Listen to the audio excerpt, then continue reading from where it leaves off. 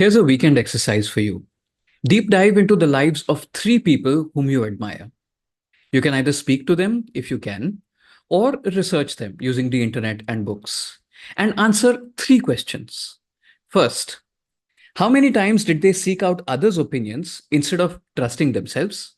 Second, how many times did they tread on paths others walked on instead of charting their own course? And third, how much of a difference did they make in others' lives and in their own? I'm willing to wager a bet that you will find that the one thing common between all these people is immense self belief. You're going to find that this self belief didn't just guide their actions, it also gave them the courage to accept the consequences and learn from them.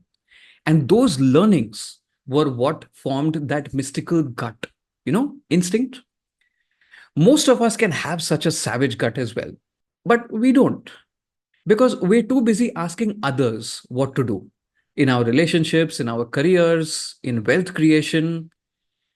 We think others know more than us, or we're thinking I can shrug the responsibility. So if something goes wrong, then it's their fault, not mine.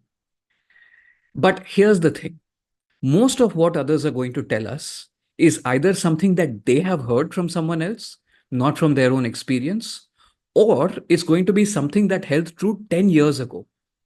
Because what is mainstream generally held true a long time ago. And by the time it becomes mainstream, it's already on its decline. It's way past its prime. Which in turn means that much of the knowledge that others are going to give us, or much of the advice others are going to give us, is something that's of the past. It's going to take us backward in a world moving forward. Where is that going to help you? Which brings me to today's quote by Jiddu Krishnamurti, and he will share it with us himself. Who is there to tell you what to do? We have this mentality that I must have somebody to tell me what to do.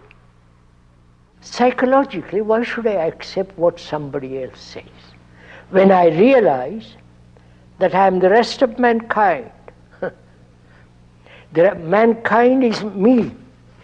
The me is the history of mankind, the book of mankind. If I know how to read it, I don't depend on anybody. If you want to read the book of mankind that Krishnamurti talks about, which is nothing but yourself, if you want to wake up the giant inside you, then take up an idea, work on it without fear of failure or what others are going to say, and learn from it. Everything good, everything bad, learn from it all. That learning is going to form a gut that you can trust because it's going to be right in most cases. Happiness and fulfillment are inversely proportional to the amount of advice you seek from others. I mean, think about it. Where would Dhoni have ended up had he heeded the advice that a government job is what you need and nothing else?